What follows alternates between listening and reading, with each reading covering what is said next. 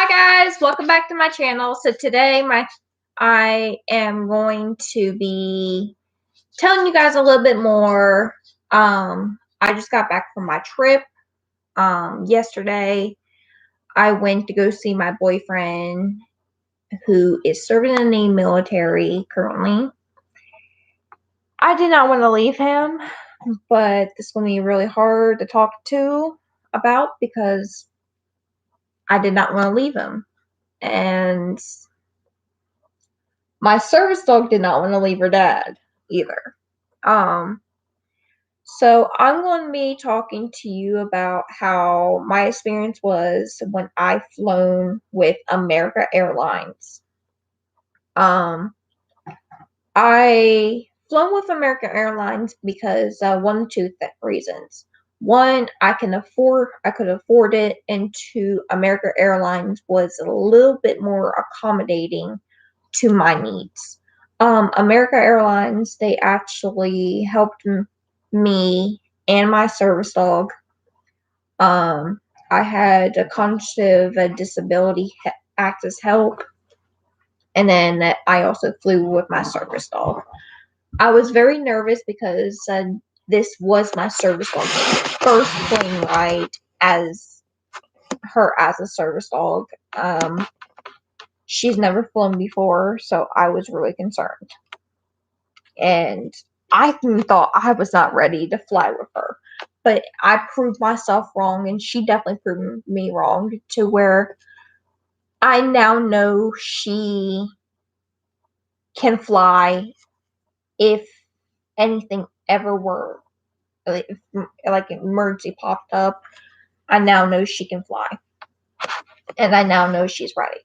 The 2021 experience with flying, I fill out the paperwork very ahead.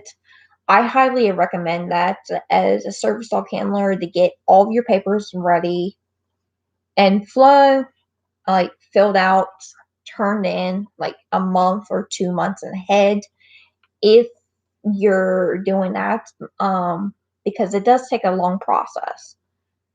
I also recommend, see my flight, I had to leave here technically at 3 in the morning.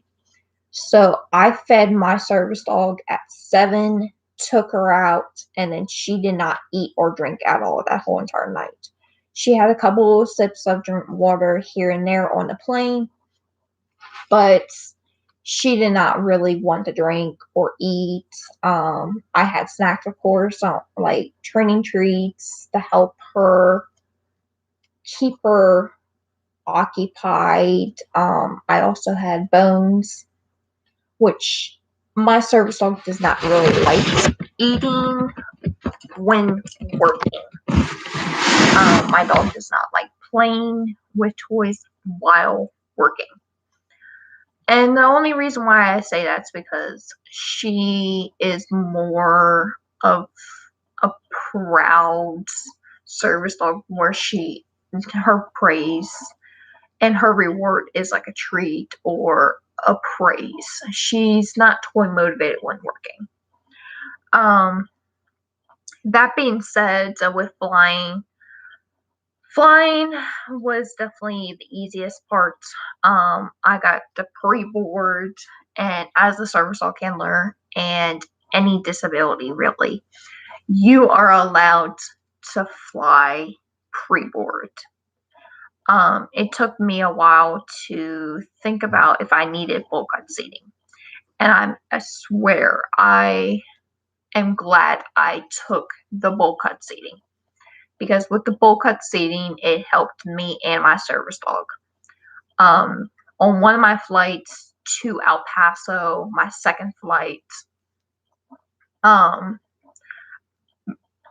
thought bulkhead seating would be a little bit more bigger in that area, but I was very grateful and thankful that the guy sitting next to me allowed her to go in his area a little bit so she can lay down and be comfortable. Because on that plane, there's 3 seats, and she couldn't really tuck in a bowl because she was wearing a guide dog harness. And with being that said, so with that harness on, she can tuck, but not like into a small, teeny, tiny ball. So I did not know. I've never flown with American Airlines. Last time I flown was with Southwest, and their bowl cuttings is a little bit more bigger than that plane. My second round trip and to come back home, I was very grateful that Maggie actually I didn't have nobody in my aisle at all. So the airline said, your dog's free to stretch out. So I had that whole entire seat. And I was very grateful because due to that reason, my service dog could stretch. Also, with that being said, with the first and last one, I was sitting basically in the same seat with everything in that one. Once again, the first one, technically it was a bigger row, it was a smaller plane. So Maggie could actually stretch out. Bull Cutsy was definitely big enough for her. I couldn't, if I had the second service dog, I could even fit a second one there. But Maggie, I took her harness off for a little bit on the first plane going down to Dallas. I've flown from Wilmington to Dallas, Dallas to El Paso, and then El Paso to Dallas, Dallas to Wilmington, North Carolina. With that being said, yes, it was definitely a challenge. It was extremely. The cognitive disability. One thing I did recommend, and I do highly recommend if you are going to Dallas, Dallas is very big. Dallas areas, and you will not make your plane in time if you wanted a pre-board without this cognitive disability. I always recommend pre-boarding with a service dog. I always recommend having your vet records in case you get stopped. I was lucky that I did not get stopped, but I did have them on me. We also did stay in a hotel, and I was also grateful that, shout out to this one hotel, well, a couple hotels. We went to Tucson, and we stayed in this One America Express Inn. They are pet friendly, but they knew that my dog was a service dog. They asked the questions, which I was very happy about. They asked me if my dog was a service dog. I said yes, and what tasks does my dog perform. I said my dog is a medical alert service dog and mobility service dog. Just trying to make the area smaller because technically Maggie is more than one service dog, and currently she's asleep right now. So I was very grateful about that. The other hotel I stayed at was the Express Save-In, I guess I'm thinking. But that one was very accommodating. We stayed there 2 times, and it was amazing. Maggie did wonderful in that one. It was the Extended Stay America. With that, the Extended Stay America, same thing. Asked me, hey, is your dog a service dog? Yes. What tasks does your dog perform? Medical alert, mobility service dog. My boyfriend did not know how to answer those questions, so I went along and I said, hey, let me do it. The longer you stand and not know the answer, then the longer you're gonna have to pay the fixed deposit. And they're gonna say, oh, your dog's a fake service dog. So I made my life easier and his life easier. With also that, we did go into Fort Bliss, which that's where he lives at, and it's a military base. I was very nervous going on to the military base because, of course, military bases are not open to public. And so, with that being said, I was very concerned and worried that I would have a problem. But I had everything with me, and my boyfriend told everybody in this area, say, hey, I'm bringing my girlfriend on. She does have a service dog. Is that okay? And they said, yes, that's perfectly fine as long as the dog is marked as a service dog or something that says a service dog. And I made myself easier because on not only that, my dog wore red, white, and blue. And also Army. So, with that being said, she was labeled as an Army and not a Marine, not anything else, because we were going on to an Army base. And I was super excited to get to see him. A service dog was excited. As soon as I got out there, or I let my service dog go greet my boyfriend, and she loved him. I mean, I allowed him to pet her. She was off duty for a while I was waiting for my bag, so I'm like, okay, go ahead and pet her. She did a good job. She deserves it. Later that night, we went to Olive Garden, and Olive Garden was very accommodating-ish. They knew that I had a service dog. I had her marked as a service dog, do not pet. Um, I stayed there in total 5 days, the 18th, 19th, 20th, 21st, and then I left the 22nd. But everything came amazing, wonderful, very helpful.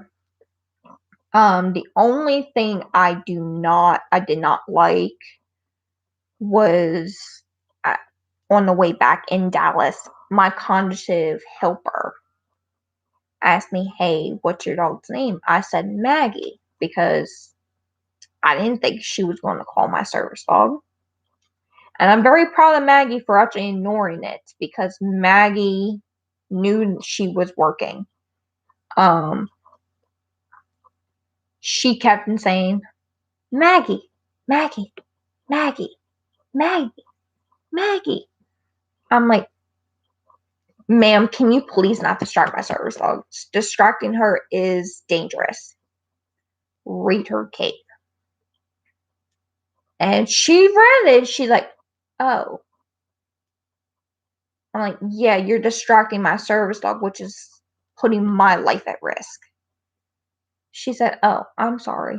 And what also got me was didn't really request a wheelchair, but evidently she didn't think I would need one since I had a service dog. But going on through Dallas, I had to stop, and Maggie was pulling me and guiding me so much. And she never does for momentum throughout a guide handle, but she knew, say, hey, I kept telling her, I'm like, hey, you gotta get me a wheelchair. Hey, you gotta get me a wheelchair. Oh, we're almost there. We're almost there. I'm like, um, we may be there, but my legs cannot take it. I have mobility problems. Hence why I asked for cognitive disability. Also in the El Paso airport on the way back, I was also grateful to them. Shout out to this one airport in El Paso. It's El Paso International Airport. They allowed my boyfriend to come back and basically meet me at the gates because we wanted to say our final goodbyes until, oh, I don't know, whenever we go to see each other again. And that's not in like on the screen.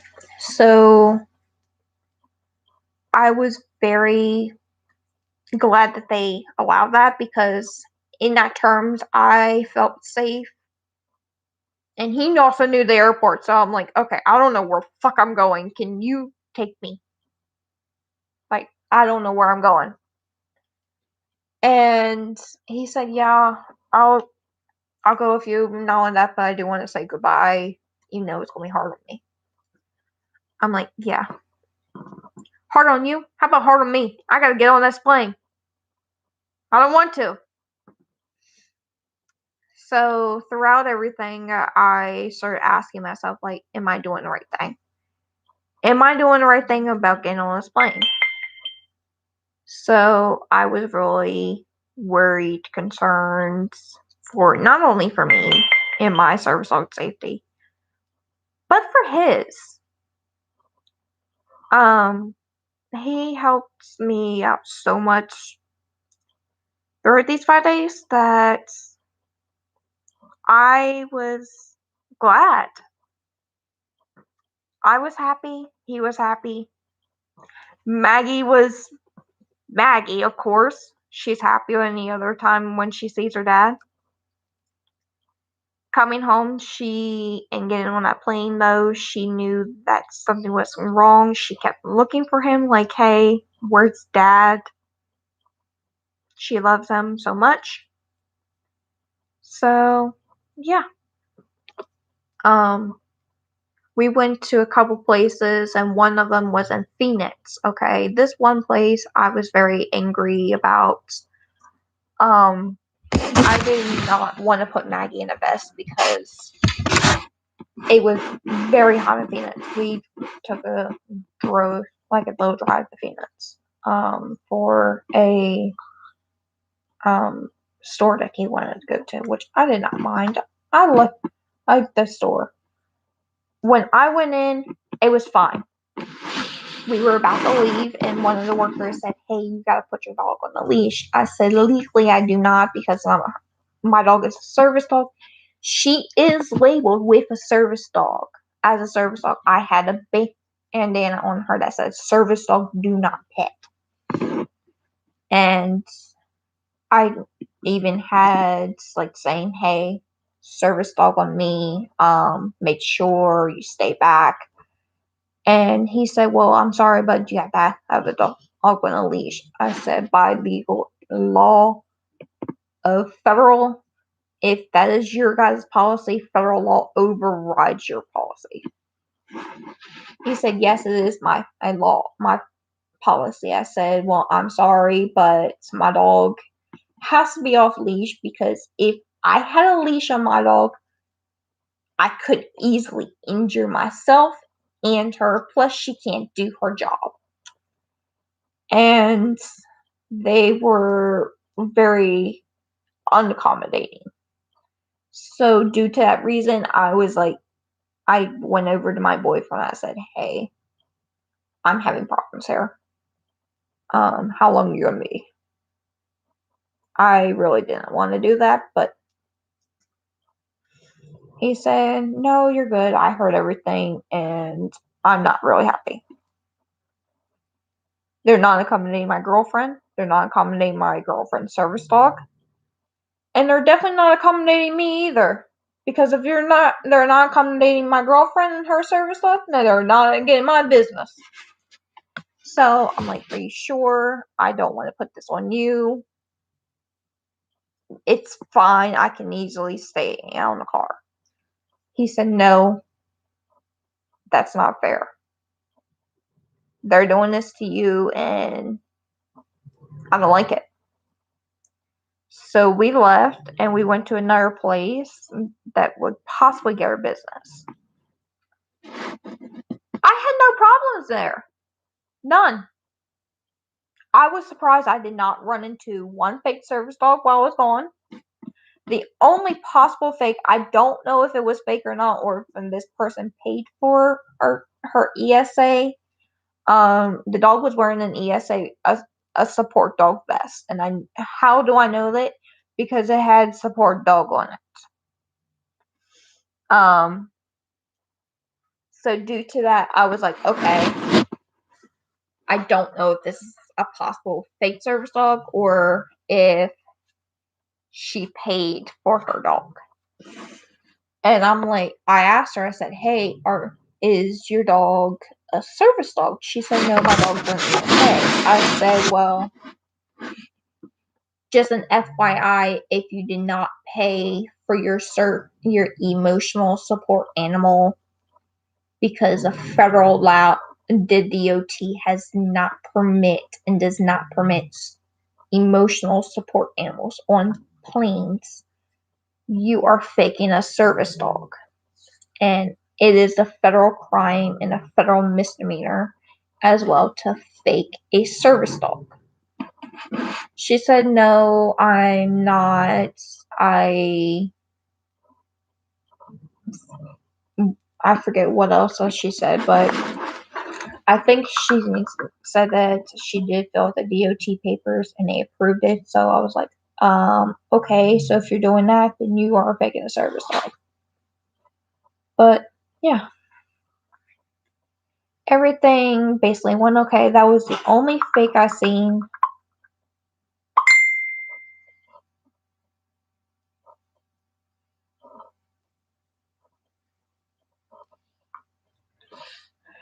So yeah, I was basically like, okay, yeah, great. I can do everything as much as possible to help you out. The two flight attendants on the first plane from Wilmington to Dallas, they've never seen a service dog. Service dogs are very rare in my area, especially Wilmington. And so I was like, okay, I'm definitely going to educate you. They did not know when it's okay to pet or not. So I took Maggie's vest off a little bit. Give me a moment.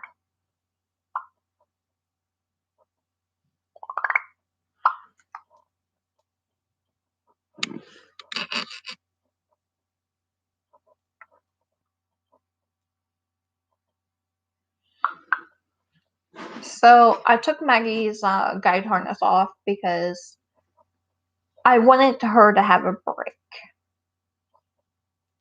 I mean, she's still working, but she can also, I will allow her to get pets. And two of the flight attendants see Maggie's harness off. She said, hey, is it okay I pet her? I said, yeah, I'll be fine. Just let me use the bathroom real quick. So went in, used the bathroom. She asked me if it was okay to hold her. I said no, I would rather have her in the bathroom with me in case anything ever happened to me and I passed out. She can do her job and alert to me, and so I can quickly open the door, say, "Hey, I need help getting back to my seat." So yeah, and then she said, "Okay."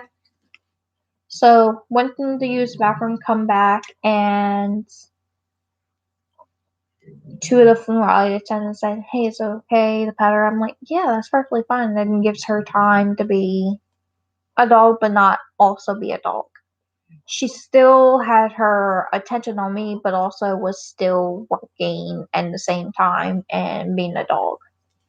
She got the pets and she got everything. I allowed it because she did so good on her very first flight. During takeoff, landing, everything, and even throughout the airport. I've never seen her so passionate to do her guide task like she did on this trip. I guess she knew that, hey, something's going on. I may be seeing someone. And I kept on also telling her, giving her hints, say, hey, we're going to El Paso. Hey, we're going to go to a military base. Hey, we're going to go see Daddy.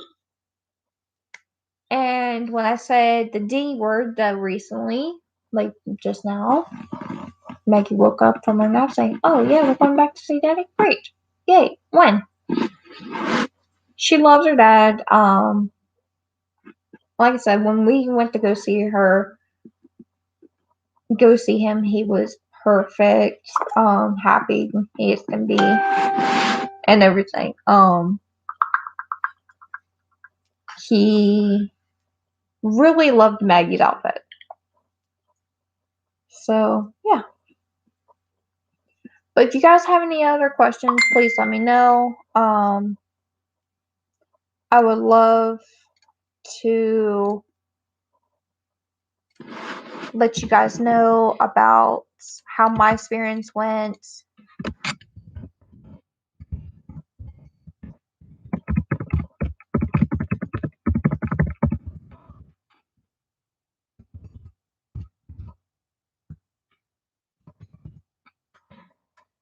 But yeah, I just figured to let you guys know so you guys can see and know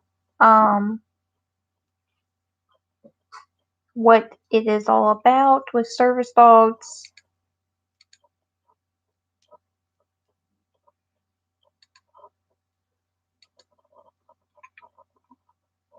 Trying to turn on my comments right now.